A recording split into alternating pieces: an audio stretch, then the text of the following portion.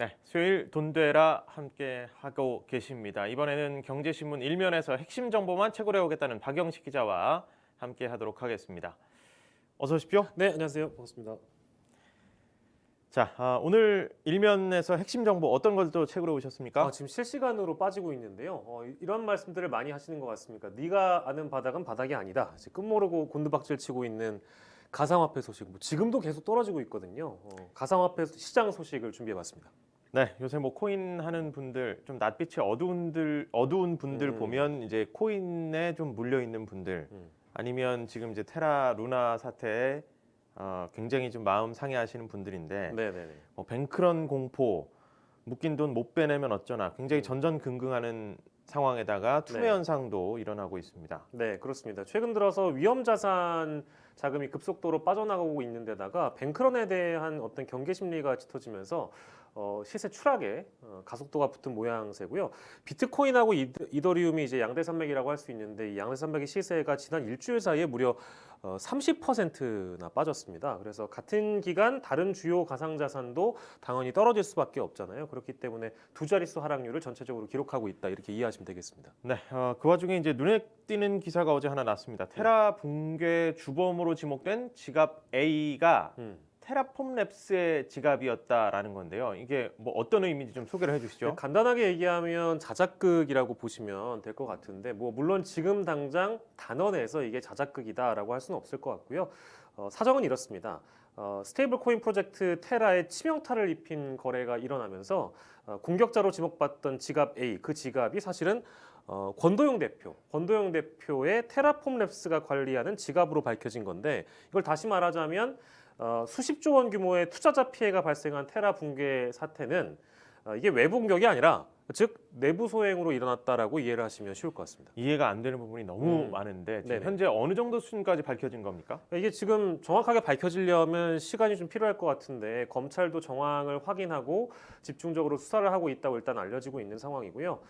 블록체인 보안 기업이 있는데 웁살라 시큐리티와 코인데스크 코리아가 지난 5월 7일에 테라 폭락 사태 이후에 한 달여 동안 온체인 데이터 포렌식 기법을 통해서 테라 프로젝트 붕괴 원인을 조사했는데요. 그 결과도 알아보니까 이와 같다고 밝혀졌다고 합니다. 네, 다른 여파도 좀 짚어봐야 할 것 같은데 네. 지금 지급 결제 시스템이라는 게 사실 우리 자본주의 시스템이 어떻게 보면 근간이라고 할 수가 있는데 물건 사면 돈 내고 뭐 편의성도 편의성이겠지만 이제 보안이나 안정성이 이제 가장 중요한 거잖아요. 내가 네네. 돈 내고 그만큼의 가치를 사는 것이 이게 확실하게 약속이 돼야 되는 건데 네. 그게 이제 우리 머지 포인트 사태 겪으면서 굉장한 타격을 받았단 말이죠. 새로운 기술에 대해서. 네. 근데 이제 차이도 거의 비슷한 거잖아요. 머지 포인트랑 비슷한 간편 결제 서비스인데 이게 자금 세탁에 이용이 됐다는 의혹이 또 있어요. 네, 그렇습니다. 머지 사태 다들 기억하실 텐데 차이가 이제 그 대상처럼 보도가 됐습니다. 지난 11일 탐사 보도 프로그램 그것이 알고 싶다 보신 분들은 다 기억하실 텐데요. 루나 대폭락의 진실을 SBS가 다뤘습니다. 테라와 루나가 국내 간편 결제 시스템 차이와 연관성이 있다. 제기가 이제 의혹이 제기가 된 것이고요. 그 후에 차이 가입자들이 당연히 탈퇴할 수밖에 없고 원래 차이의 경우에도 자동 충전 시스템을 기반으로 했는데 자동 충전 해지도 잇따르고 있다는 얘기입니다. 차이 쪽에서 뭐 입장을 당연히 내놨겠죠. 그렇습니다. 사실과 다른 보도가 많다고 지금 해명을 하고 나섰는데 가입자들은 당연히 불안할 수밖에 없죠. 그래서 제2의 머지 포인트의 어떤 피해자가 되는 거 아니냐 불안해하고 있는 실정입니다. 자, 한 걸음 더 들어가 보죠. 일단 최근에 이 뱅크런 사태에 대한 경계 심리가 짙어지면서 시세 추락에도 이제 가속도가 붙는 상황인 것 같은데 비트코인하고 이더리움 가장 대표적인 가상자산인데 시세가 뭐 지난 일주일 사이에 30%가량 빠졌다고 아까 말씀 주셨는데 좀 더 구체적으로 설명해 주시죠. 예, 저도 이제 이런 경우는 굉장히 오랜만에 목도하고 있는 것 같은데요. 거의 2020년 말 수준으로 돌아갔다고 보셔도 무방할 것 같습니다. 두 자릿수 하락률이고요. 14일 기준으로만 말씀드리겠습니다. 비트코인 시세가 오전 11시에 21,050달러였고요. 아까 말씀드린 대로 2020년 말로 다시 돌아갔습니다. 24시간 전보다는 18.2%고 일주일 전보다는 28.4% 떨어지고 있으니까 뭐 이제 이런 빠지는 현상이 어쩌면 좀 당연한 게 아닌가 싶기도 하고요.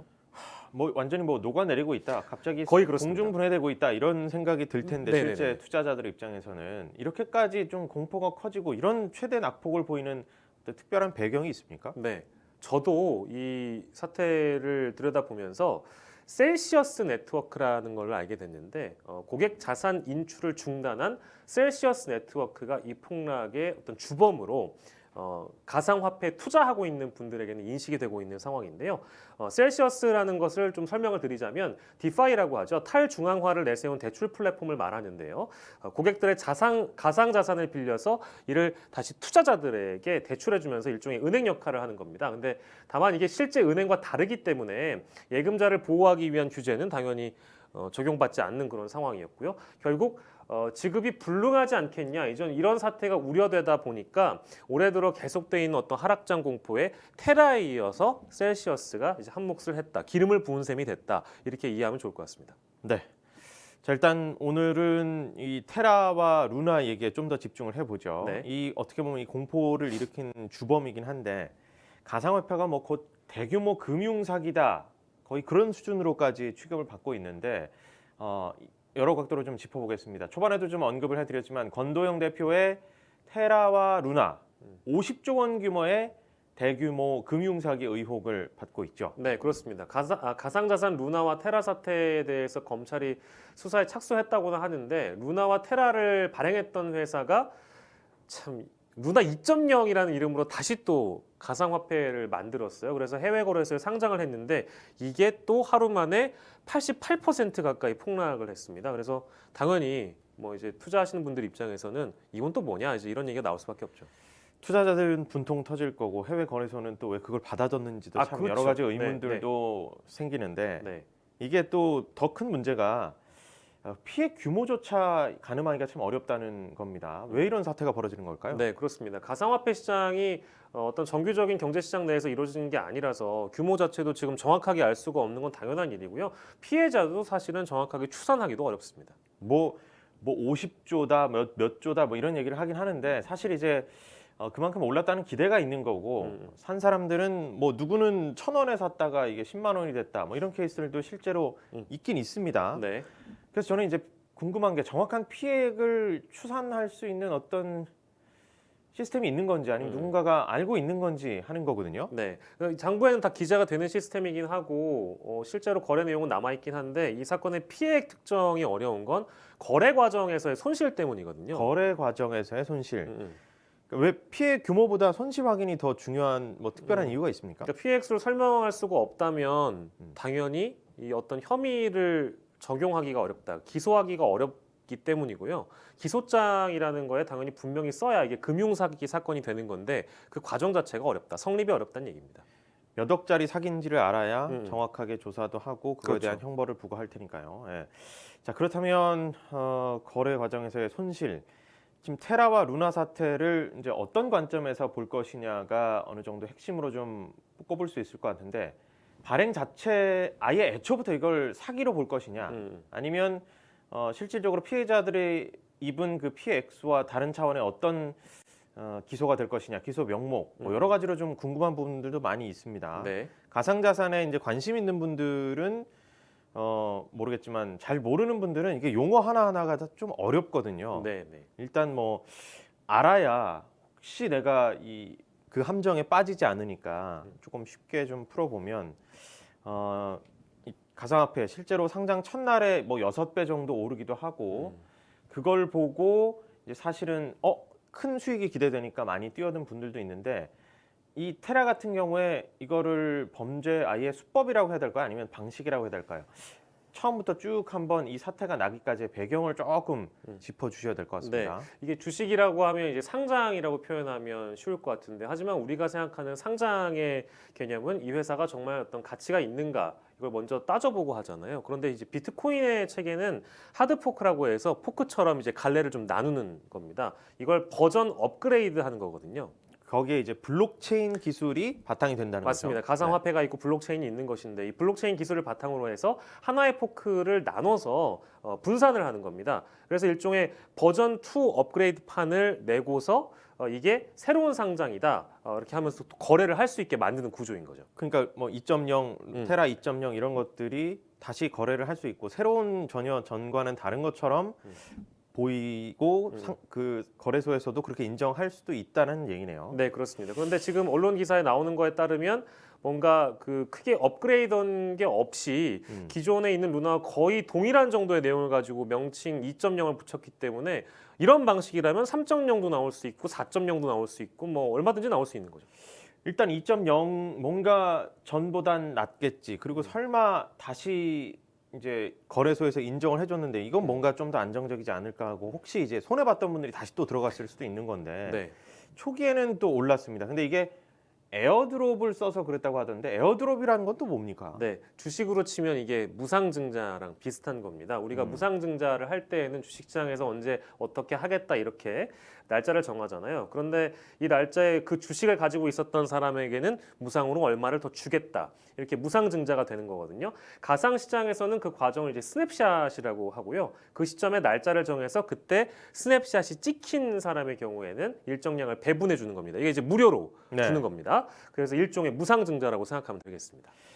진짜 완전히 하락하고 완전히 거의 없어질 지경이었던 루나코인의 2.0 버전 새거 같이 이름을 바꿨는데 새 버전이라고 하는데 결국에 새 거는 아닌 것 같고요. 네. 스냅샷이 찍힌 기존 투자자들 지갑에는 코인이 들어왔다. 뭐 이렇게 정리를 할 수가 있는 건가요? 네, 그렇습니다. 해외 거래소에서 거래하면서 마치 거래가 지금 되고 있으니까 가치가 있는 것을 일단 평가받으니까 초반에 살짝 이제 튀어서 6배가 이제 올라간 거죠.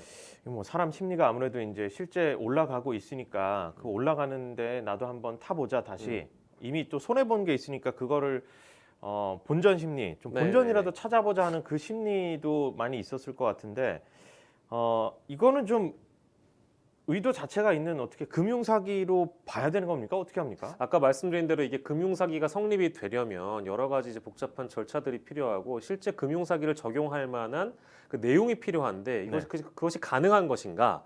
라는 부분을 저희가 검토를 해봐야 되고요. 코인 자체에 대한 어떤 사기성보다는 그 코인을 가지고 구조를 만들었다는 데 이제 문제가 있는 거거든요.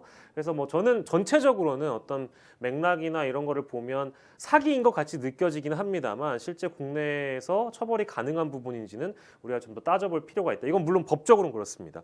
심리적으로는 투자자들 입장에서는 당연히 이 부분을 굉장히 분노할 수밖에 없고 그렇습니다만 이것을 처벌 가능한 범죄로 성립이 가능한가? 그건 좀 따져봐야 되고요. 그리고 앵커 프로토콜이라고 하는데 프로토콜이라고 하면 쉽게 얘기하면 규칙인 거잖아요. 네. 결국은 자기들끼리의 투자 규칙, 그런 규칙을 이용해서 연 20%의 고정적 수익을 주겠다라고 얘기를 한 거니까 이 구조 자체가 일단 말이 안 되는 것이고 이게 뭐 어떤 물건을 가지고 하더라도 어떤 걸 해도 20%를 발생하기가 지금 어려운 그런 상황인데 연 20%라고 하면서 반대로 그걸 담보로 맡기기만 하면 13%만 이자를 받고 하니까 뭐 이거를 버틸 수가 없게 돼 있는 거죠.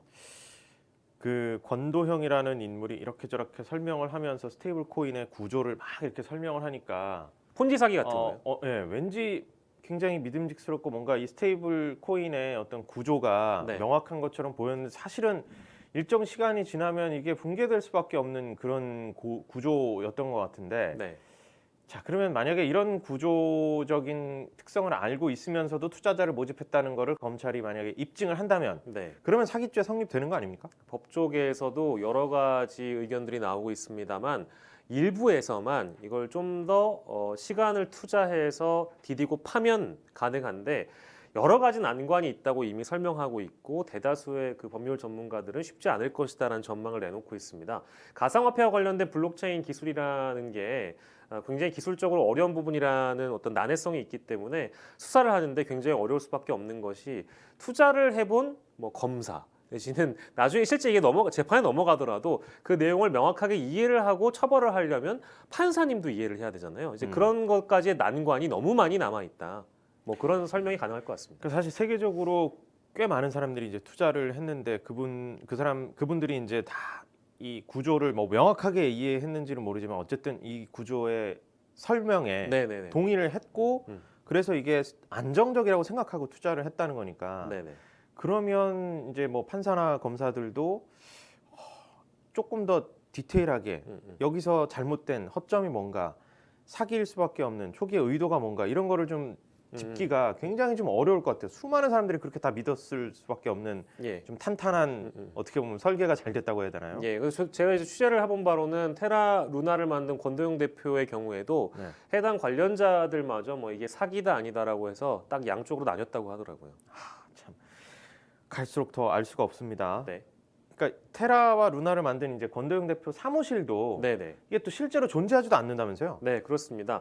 설립 당시 문서를 입수해 보니까 설립 자본금이 2,000원이라고 하고 이게 네. 이제 2달러라서요. 국내 거래소에서는 잘 받아주지 않기 때문에 해외 거래소에 상장을 해서 온 것으로 파악을 하고 있는데 싱가포르에 있는 거래소에서 수수료를 주고 상장해서 들어온 다음에 결국엔 이 사태가 여기까지 발전하게 된 겁니다. 이렇게 무분별하게 상장을 받아주는 그 구조도 좀 고쳐질 필요가 있을 것 같긴 한데 네, 테라나 루나 모두 이제 실질적인 현물 가치는 없는데 그냥 이제 코인 이름 달아놓고 발행해서 이게 스테이블 코인이 이렇게 될 거다 하고 뭐 얘기를 했고 그런 주장에 따라서 돈이 붙고 가치가 올라가다가 완전히 없어졌다. 이런 상태라는 거잖아요. 네, 누군가는 이걸 이제 그래서 금융사기라고 보고 있는 거고 누군가는 도박으로 보는 이유인데 아까 저희가 이 책임 여부에 대해서는 사실 뭐 많은 어떤 논의가 있겠지만 거래소에 일단 상장을 해야 이전 거래가 되는 거잖아요. 그러면 이 사태가 나올 때까지 거래소의 책임은 없는 건가? 실제 그런 목소리도 너무 많이 나와서요. 거래를 이제 주관을 하게 되는 거래소들은 파는 수수료, 사는 수수료를 자신들의 주 수입원으로 갖고 있는데 실제 거래소는 피해를 입은 게 없어요. 그렇기 때문에 이제 이런 부분들도 우리가 생각을 한번 해봐야 된다. 그 대목이 좀 남습니다. 네. 자 마지막으로 이제 루나 2.0의 가치를 키운 건 고래들이다. 뭐 이런 표현이 있던데 고래의 실체가 나왔습니까? 네, 쉽게 말해서 이제 큰 손들을 얘기를 하는 건데요. 국내외 투자자들, 국내 거래소뿐만 아니라 해외 투자자, 또 실체를 알 수 없는 단계벽 세력, 즉 권도형 대표의 주변 사람들로 그냥 추정만 되고 있을 뿐입니다. 일단 뭐 사기든 아니든 그 투자를 했던 분들 입장에서는 너무 마음의 상처 그리고 좀 화가 날 것 같아요. 네, 네, 네. 검찰에서 좀 상세하게 들여다봐서 명명백백히 좀 밝혀줘야 될 것 같은데 이 가상화폐를 설계한 사람이 권도영 대표잖아요. 이 사람이 또 이제 인터뷰에서 네. 가상화폐의 95%는 망하게 될 것이다. 뭐 이런 얘기를 했다고 합니다. 네. 이건 또 무슨 얘기입니까? 이게 손실과 수익이 나는 일인데 규제가 뭐 제대로 없다는 건가요? 현재로서는 없습니다. 그렇습니다. 주식과 달리 이제 차트 분석이 의미가 없는 투자 방식이고요. 가상화폐라는 것이 넣고 바로 이제 꼬꾸라질 수 있는 그런 구조를 가지고 있기 때문에 비트코인 시장은 게다가 또 24시간 돌아가서 여러 가지 위험성을 좀 안고 있습니다. 근데 아무리 이게 투자 방식이 하나라고 하더라도 실질적으로는 어느 정도의 행위 규제는 필요하다고 생각을 하고요. 그래야 이제 시세 조정, 즉 작전 세력과 같은 세력들을 단속하고 그래야 투자자들도 안심하고 이 시장에 진입할 수 있는데 그런 어떤 현실적인 규제 방법은 현실로서는 전무합니다.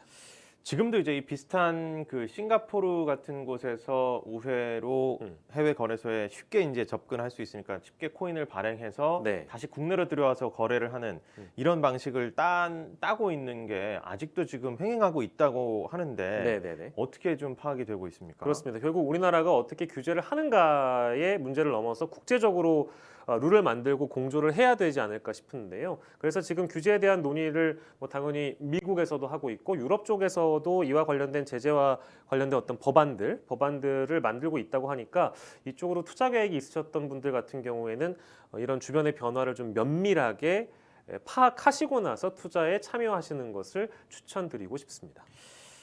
네, 일단 뭐 비트코인 NFT 사실 이제 언론에서 굉장히 그 기대감을 많이 부여하고 네. 미래의 신기술, 메타버스 사회 구성하는 데 있어서 이거 모르면 안 돼, 이거 한 번씩 다 해보는 거의 그런 정도로 사실 뭐 미디어에서 많이 다뤄졌기 때문에 꽤 많은 분들이 투자를 했고 주요한 어떤 가상 자산이라는 이름이 붙을 정도로 네. 경제적 자산의 하나로 지금 들어가고 있는 상황인데 거기에 이제 들어간 분들이 마치 뭔가 피해자분들이긴 한데 네네네. 잘못된 판단으로 너무 뭔가 쉽게 돈 벌려고 들어갔다. 만약에 이렇게 너무 또 한편으로 매도하게 되면 이건 또 해결이 안 나는 부분일 것 같고 네. 혹시 이제 저희 방송 중에 그렇게 투자자분들 개개인의 투자 방식에 대해서 우리가 존중하지 못했던 것으로 비춰졌다면 그런 부분에 있어서는 만약에 이해를 좀 부탁을 드리겠습니다. 사실 이제 경각심을 예. 불러일으키는 차원이니까 잘 알고 대처하자. 그리고 지금 일어나고 있는 상황에 대한 최대한 객관적인 부분을 전달해 드리려고 했다는 것 네. 다시 한번 말씀드리겠습니다. 네, 가상화폐 그리고 블록체인 그리고 NFT 이런 것들은 사실 훌륭한 기술이라고 파악하시는 분들도 많이 있고 계속해서 발전해 나가게 되면 미래 산업에도 또 먹거리가 될 수 있는 그런 분야이기 때문에 관련된 산업도 이제 발전해야 되는 것도 있어서요. 여러분들께서 오해를 하지 않으셨으면 좋겠습니다. 네. 이 코인을 만든 이런 구조적 문제들 이런 것들을 발견해서 빨리 고치려는 노력을 우리는 이제 촉구한다. 네. 이렇게 좀 정리를 해볼 수가 있겠습니다. 예, 그리고 마지막으로 그 20%의 약정을 하고 그걸 통해서 상대방에게 투자자를 유인하는 어떤 유인책을 썼다라는 점이 문제였던 거기 때문에 우리 돈이 되는 라이브 가족분들께서는 어떤 정확한 판단 기준을 좀 세우셔서 가상화폐 시장에도 진입을 하셨으면 좋겠고요. 좀 면밀히 이 코인이 어떤 코인인가, 이 가상화폐는 어떻게 쓰이게 될 것인가, 미래에는 어떤 가치가 있는지에 대한 판단을 좀 세심하게 하고 접근을 하셨으면 좋겠다는 말씀을 마지막으로 다시 한번 드리겠습니다. 결국에 정말 시장의 금리나 시장에서 이제 줄 수 있는 그 수익에 너무 상회하는데 이걸 확실하게 주겠다 하는 게 대부분은 믿기 어려운 것들이 많은 것 같아요. 네. 이런 부분들을 조금 주의를 해야 될 것 같습니다. 오늘 박영식 기자님이 또 이렇게 저희 돈데라에 처음 출연해 주셨는데 네. 앞으로도 혹시 종종 네네. 뵐 수 있을 때 다양한 소식들로 기대를 또 해보도록 하겠습니다. 네. 나와주셔서 고맙습니다. 네, 고맙습니다. 자, 돈이 되는 라이브 이어갑니다. 오늘은 또 수심 깊은 일개미들 위해서 화요일의 남자가 수요일에 찾아왔습니다. 알기만 해도 돈이 되는 꿀팁, 노무 정보 챙겨주시는 김준영 노무사님과 함께합니다. 어서 오십시오. 예, 안녕하십니까. 예, 안녕하십니까. 여러분들의 노무에 대한 궁금증과 꽉 막힌 속을 풀어드리러 온 김준영 노무사입니다. 다시 만나뵙게 되어 반갑습니다. 네, 좋습니다. 뭐 자판기처럼 네, 바로 그냥 누르면 자기소개 나옵니다. 좋습니다. 오늘 주제도 한번 자판기처럼 뽑아내 주시죠. 예. 오늘 주제는요. 주제 예. 말씀드리기 전에 네. 그 MC님 혹시 조선시대에 가장 가난했던 임금이 누군지 아십니까? 글쎄요. 임금 여러 역사적 배경이 있잖아요. 예, 역사 잘 모르세요? 태정태세 문단세 잘 모르겠는데요. 아, 예. 글쎄요. 네. 다음은 바로 이제 최저임금입니다. 오늘의 주제 최저임금. 네. 일단 빨리 진행해 주시고요. 알겠습니다. 야, 이거 진행이 어려울 정도인데 심한 좀 타격을 받았습니다. 예. 최저임금. 우리 이제 최저임금이라는 게 산업 현장에서 아무래도 이제 가장 민감한 문제고 정치적으로도 좀 자주 언급되는 부분이긴 한데 벌써 지금 그래픽으로도 나오고 있습니다. 예.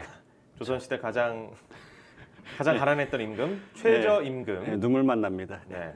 국가가 노사 간의 임금 결정 과정에 개입해서 임금의 최저 수준을 정하고 사용자에게 이 수준 이상의 임금을 지급하도록 법으로 강제함으로써 저임금 근로자를 보호하는 제도.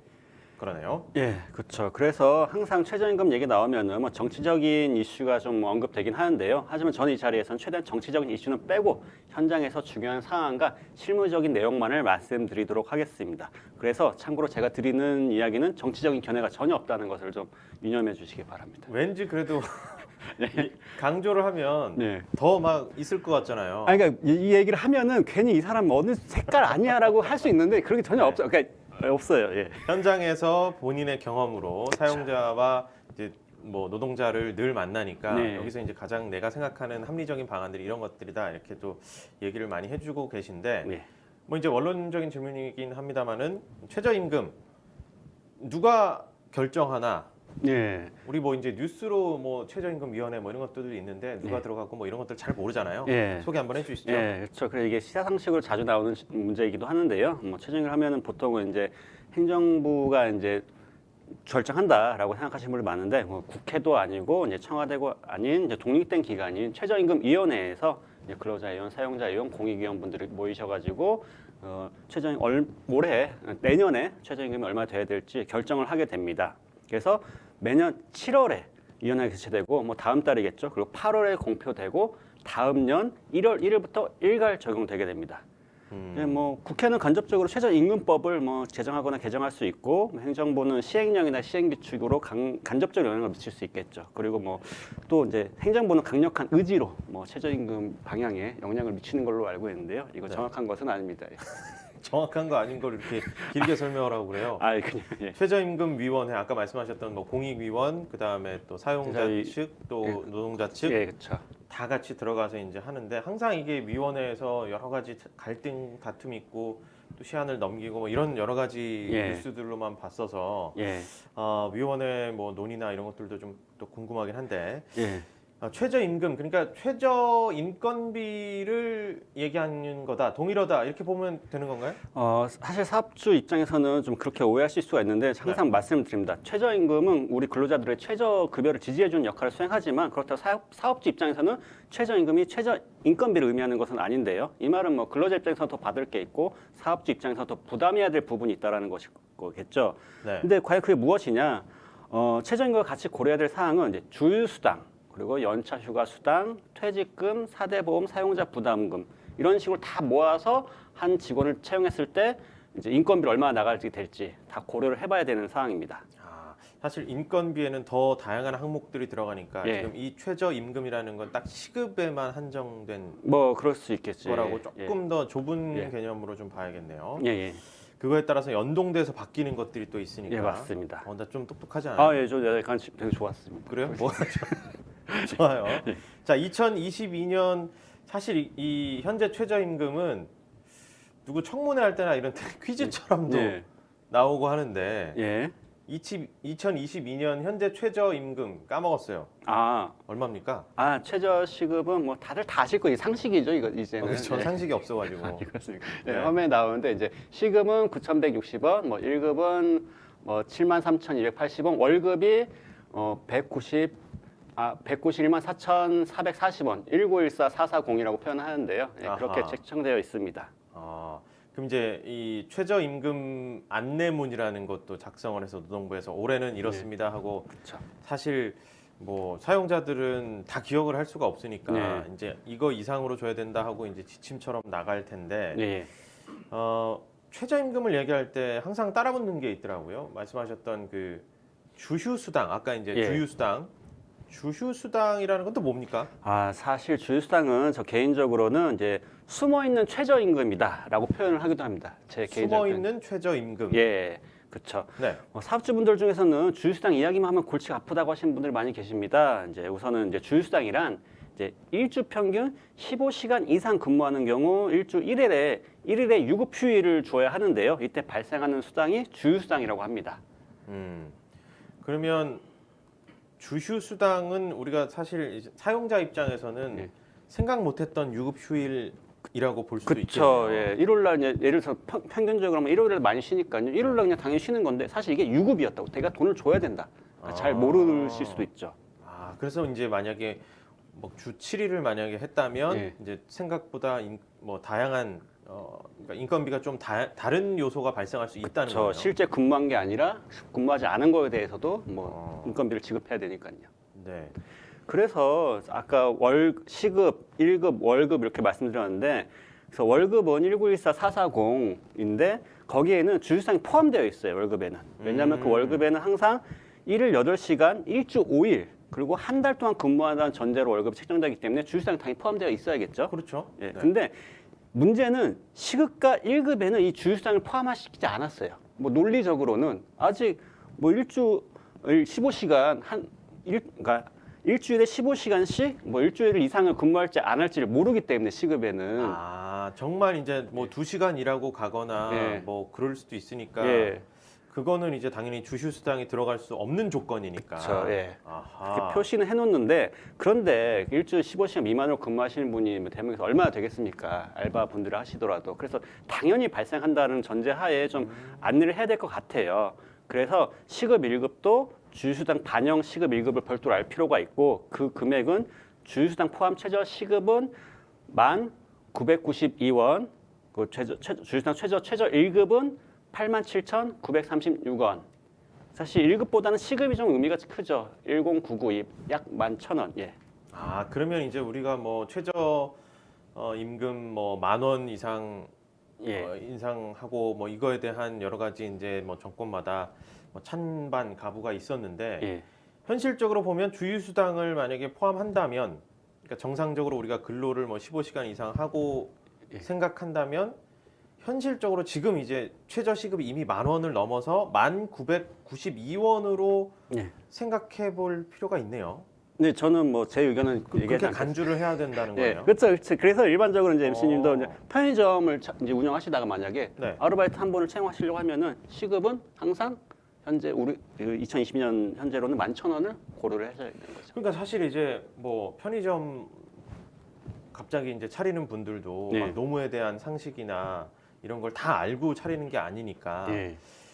그래서 딱 차렸는데 내가 알기로는 이제 160원. 9,160원만 지키면 되는 걸로 해서 그걸로 계산해서 줬는데 예. 그게 이제 어떻게 하다 보면 법을 위반하게 되는 그렇죠. 상황이 자신도 모르게 해요. 최저임금은 이제 15시간 일했으면 주휴수당이 포함되는 거니까 예. 그러면 이제 우리 산수하기 쉽게 하면 최저시급은 지금 1,992원이고 예.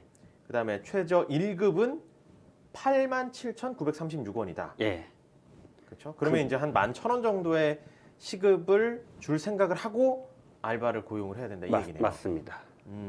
왜 이렇게 정리를 잘하지? 아, 예. 저도 오늘의 깜짝 이제 좀 놀랐습니다. 체크 포인트가 될 것 같아요. 예, 예, 자, 그 최저임금 적용에 그런데 모두가 다 항상 예외라는 게 있잖아요. 모두 다 적용하면 뭐 일괄적으로 하면 편할 것 같기도 한데 예. 분명히 또 어떤 사정들에 따라서 예외도 있을 것 같아요. 예. 뭐 어떤 게 예외입니까? 예, 예외가 좀 다양하게 좀 사실 있습니다. 뭐 장애인분들에 대한 뭐 적용 예외도 있고 하지만 일반적으로 우리가 알 수 있는 적용되는 거에는 최종 90%만 적용되는 상황이 있는데요. 그거는 이제 단순 업무에 종사하지 않는 분들이 1년 이상의 근로계약을 체결할 경우 수습 3개월간은 최저임금의 90%만 적용될 수 있다는 겁니다. 예, 그래서 포인트 두 개, 단순 업무가 아닐 것, 1년 이상의 근로계약을 체결했을 것 두 가지인데요. 네. 왜냐하면은 단순 업무라면은 들어오자마자 그에 대한 생산성을 바로 발휘할 수 있기 때문에 굳이 최저임금 90% 정할 필요가 없다. 좀 고급 업무여가지고 수습 3개월 동안은 좀 업무를 배우는 시간이 필요하다. 3개월 동안은. 그래서 90%만 적용할 수 있다라는 그런 취지입니다. 숙련돼서 정말 한 사람의 그 몫이 될 때까지 예. 그 임금을 조금 적게 주더라도 예. 이제 그 기간을 좀 산정을 해주겠다라는 거군요. 근데 편의점 알바분들 같은 경우는 단순 업무는 오자마자 바로 생산성을 할 수 있기 때문에 90% 적용할 수 없습니다. 그러니까 단순히 이제 뭐 3개월 수습이면 무조건 뭐 최저임금의 90%다라고 이제 알고 있는 분들도 있을 것 같은데 예. 지금 말씀하신 대로 단순 업무인지 아닌지 이런 예. 것들도 어느 정도 이제 규정이 좀 있겠죠. 예, 그렇죠. 그리고 일단 3개월 수습 90% 적용 네. 무조건 이제 딱 어디로 회사 갔을 때 네. 그렇게 박아놓으면 약간 또 좀 기분이 좀 그때부터 그렇더라고요. 틀어집니다. 와, 이 회사 조금 짜다. 나의 운명은 이제 어떻게 되는 건가? 네. 그러나 이제 뭐 회사 입장에서는 네. 바로 전력화되지 않은 자원인데 네. 이제 그 지출을 하게 되는 것들에 대한 뭐 여러 가지 생각들이 또 있을 수도 있겠네요. 네, 그렇죠. 자, 그러면 이제 두 번째 체크 포인트는 그냥 단순히 3개월 수습이면 무조건 최저임금은 아니고 네. 단순 업무가 아닌 좀 이제 숙련이 필요한 업무에 종사하시는 분들이 1년 이상 근로계약을 체결했을 경우 최저임금의 90%가 네, 3개월. 초반에 3개월 예. 적용될 수 있다라는 겁니다. 예. 무조건 그렇게 된다라는 게 아, 아니고 좋습니다. 자, 최저임금은 계속해서 어쨌든 상승을 해왔는데 당연히 물가가 상승되니까 예. 최저임금도 상승을 해왔는데 상승 폭이 조금 이제 달랐었죠. 예. 뭐 이제 기조에 따라서 한 번도 인상이 안 된 적이 없었을 텐데 지금으로부터 약 10년 전 2012년에 그 임금이 최저임금이 딱 절반이더라고요. 예, 저도 자료를 보니까 이번에 네. 조금 눈에 좀 들어와서 봤는데요. 2012년. 2012년에 최저임금이 올해 최저임금의 지금 이제 절반, 예, 그렇죠. 4,580원. 4,580원. 예. 네. 이걸 보고 제가 좀 생각을 해봤습니다. 이제 딱 절반인데 이때 2012년에 간단한 좀 서핑을 통해서 평균 짜장면 값을 좀 찾아봤어요.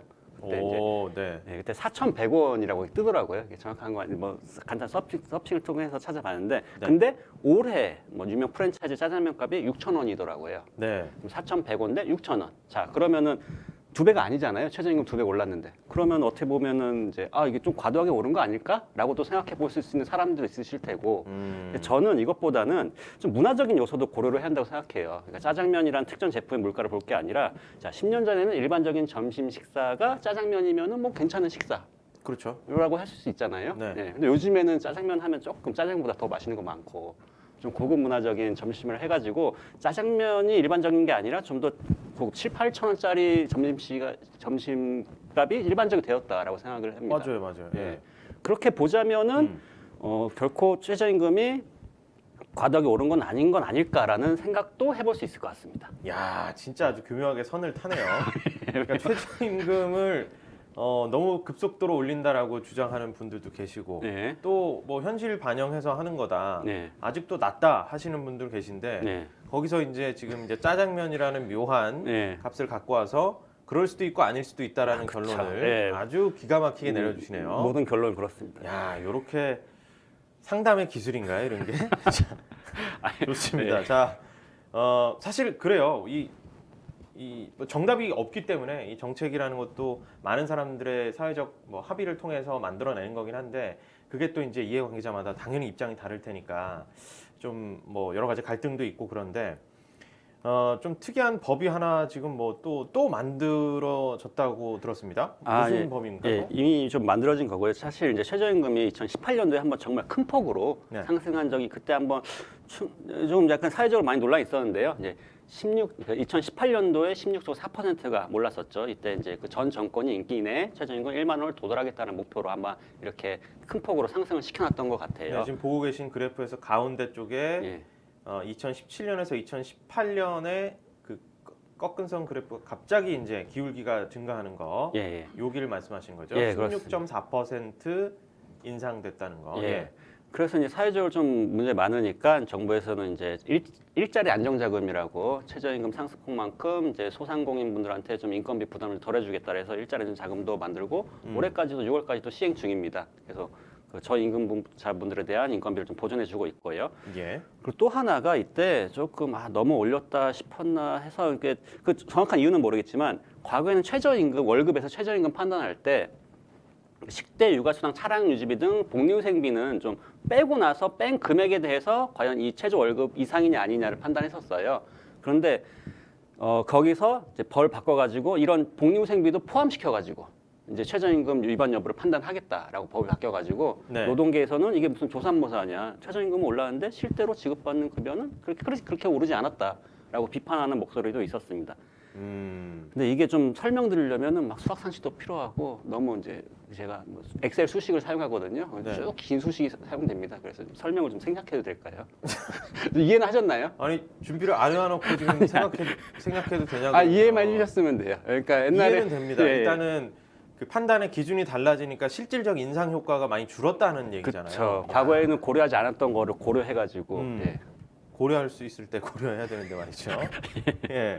그래서 이제 뭐 복잡한 산식보다도 생각보다 이제 최저임금이 너무 이제 급상승하는 부분들이 약간 뭐 우려가 됐을 수도 있고, 뭐 그런 여러 가지 의견을 수렴해서 네. 거기에 이제 식단이나 육아수당이나 차량 유지비까지 포함해서 이걸 최저임금 기준으로 해줄게 해서 네. 인상을 하니까 그나마 조금, 그러니까 노동가에서는 당연히 좀 불만이 나오겠지만 사용자 측에서는 부담이 좀 덜었다. 예. 이렇게도 좀 정리를 해볼 수가 있을 것 예, 같은데, 그렇습니다. 우리 돈데라 보고 계신 분들에게 좀 요긴하게 챙겨갈 수 있는 너무 꿀팁 이제 좀 전달을 받아야 될 것 같습니다. 이제 뭐 준비를 막 산식도 준비 안 하고 복잡하다고 이게- 지금 마지막이라도 좀 뽑아 먹어야겠어요. 예. 자, 예. 몇 가지 좀 생각을 같이 해보죠. 네. 최저임금을 고려할 때 주휴수당도 같이 들어가서 같이 언급을 해야 됩니까? 어떻습니까? 네, 그렇죠. 제가 항상 좀 아쉬운 부분인데요. 이게 막 정부의 정책상의 문제인지 아니면 기술상의 문제인지 주휴수당을 포함한 시급을 좀 표시를 안 하는데, 그걸 좀 강조했으면 좋겠어요. 왜냐하면은 강조를 하지 않으면은 이거를 잘 모르고 못 지키는 사업주분들이 생겨날까 봐 저는 강조를 하고 싶습니다. 그래서 사실 이제 사용자분들도 나는 법 잘 지킬 거야, 최저시급은 근데 9,160원이야, 그만 줄 거야 라고 하시는 분도 순수하게 정말 준법 정신 강하신 분도 있으실 텐데 네. 근데 몰라서 그렇기 때문에 정부에서는 최저시급 만 992원 그거를 꼭 강조하면서 사업주분들 지키실 수 있도록 했으면 좋겠습니다. 아마 이제 뭐 여러 가지 측면이 있겠죠. 만 원이 넘었다는 어떤 상징적인 것들에 있어서 네. 부담을 이제 상당하게 뭐 정치권에서든 어디서든 이렇게 인상한 거에 대해서 딱 뭐 1,992원이 사실은 사실상의 지금 최저임금입니다. 얘기하게 되면 예. 뭐 여러 가지 이제 정부 차원에서도 할 수 있는 얘기들이 예. 어떤 뭐 협상력도 발휘해야 되고 할 때 예. 사용자 측에도 그렇고 또 노동계 측에도 그렇고 약간 설명하기 좀 어려운 부분들도 있지 않을까. 굉장히 민감한 부분일 수 있을 것 같긴 해요. 예, 그렇습니다. 그러나 어쨌든 현장에서 혼란을 방지하기 위해서 네. 지금 이제 현장에서 노무사로 활동하시면서 많은 분들이 헷갈려 하실 수 있고 예. 그렇다면 차라리 명확하게 명시를 하는 게 낫지 않겠느냐. 예, 그렇습니다. 지금 이런 얘기인 거고. 예, 맞습니다. 그다음에 최저임금이 이제 앞으로 뭐 당연히 물가가 오르고 하니까 예. 실질적인 임금 인상 요인밖에 없으니까 예. 그죠? 계속 오를 텐데 회사를 고를 때 체크해야 할 항목 중에 뭐 어떤 것들을 요것과 연결해서 설명을 좀 해주실 수 있을까요? 예, 일단은 최저임금 계속 오를지 안 오를지 저 경제학자가 아니어서 제가 말씀드릴 수는 없고요. 그렇게 또 바를 때 전에는 그렇게 막 내가 뭐 누구 눈치 안 보고 다 얘기할 것 같더니 이렇게 눈치를 봅니까? 말씀은 드릴 거예요. 예. 저희 견해는 전화 많이 받으셨나 봐요. 전 당연히 이제 조금씩이라도 올라야 된다고 하는 게 맞다고 생각하고요. 왜냐하면은 조금이라도 올라야지만 국민들이나 정부도 최저임금에 대한 관심이 유지가 될 것 같아요.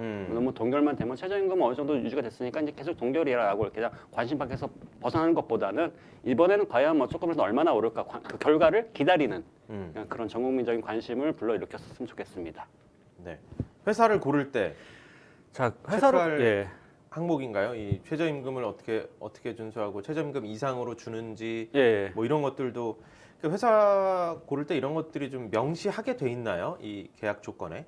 그 계약 조건에는 아니더라도 노동법에서는 이제 그러니까 근로자분들이 다 볼 수 있는 장소에 최저임금 안내문을 게시하도록 법으로 규정하고 있습니다. 그렇죠. 우리 뭐 하다못해 이제 그 음식도 가격 표시제에 따라서 예, 밖에서 다 알 수 있게 하는데 내가 예. 들어갈 회사에 가서 내 노동의 가치가 얼마로 지금 산정받고 있는지에 대한 예. 그 기준이나 이런 것들은 잘 보이는 데다 공고를 해놔야 된다는 얘기죠. 예, 맞습니다. 예, 좋습니다. 그리고 또 이제 뭐 주휴수당을 잘 알고 있는 사업장이라면은 다른 노동법도 잘 준수하고 있겠구나라고 해서 간접적으로 이 회사는 좀 더 노동법 준수하니까 나는 좀 안심하고 다닐 수 있겠다라고 간접적으로 판단할 수 있을 테고 네. 또 문제는 이제 최저 월급이 그 1914-440 네. 그 금액이 하루 8시간 주 5일 근무에 대한 월급이기 때문에 본인이 딱 근무 시간이 딱 정해져 있는 건 아니잖아요. 네.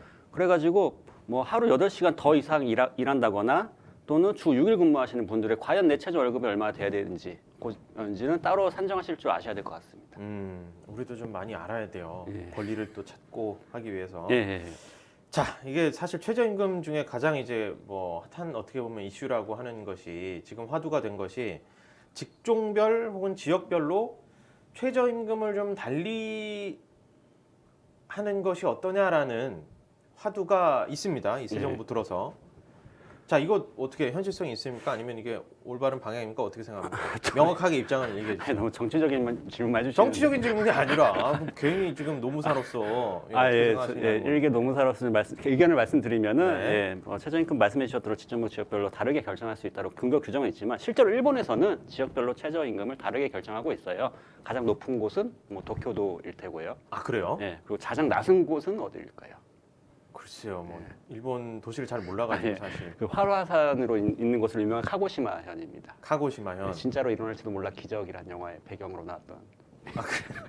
또 일본 덕후 나오네요. 근데 일본은 지금 이제 지역별로 네. 최저임금 자체가 달리 돼 있다라는 거네요. 네, 그렇죠. 몰랐는데. 예. 일본은 뭐 특별한 이유가 있습니까?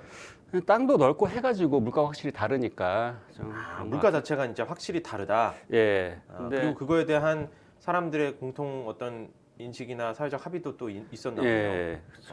근데 우리나라는 좀 땅도 좀 넓지 않고 통일되기 전까지는 약간 이런 적용을 하는 게 좀 어려울 것 같고 또 그렇게 되면은 또 지역 불균형이 더 심해지지 않을까라는 우려도 있습니다. 예.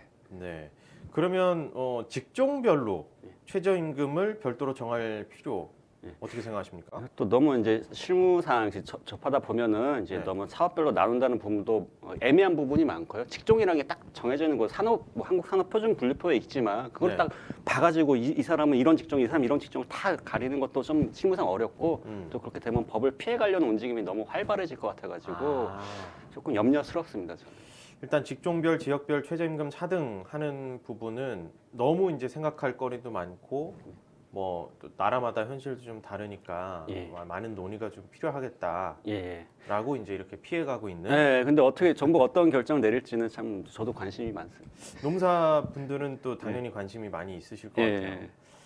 자, 오늘은 뭐 여기까지 들어야 될 것 같은데 다음에 이제 이 댓글로 좀 궁금한 점들 많이 남겨주시고 예. 우리 지금 앞에서 촬영해 주시는 우리 감독님들도 그렇고 PD님도 그렇고 끝나면 거의 뭐 물어볼 거 지금 수첩으로 적어놓고 있거든요. 네, 농무에 대한 관심이 뜨겁습니다. 예. 예. 이런 것들을 우리 김준영 노무사님이 친절하게 매주 전달을 해드릴 겁니다. 어깨가 무겁습니다. 아 예. 이번 주에도 알찬 정보 잘 들었습니다. 고맙습니다. 예, 감사합니다. 네, 김현기의 돈이 되는 라이브는 여기까지입니다. 내일도 12시 20분에 뵙겠습니다. 고맙습니다.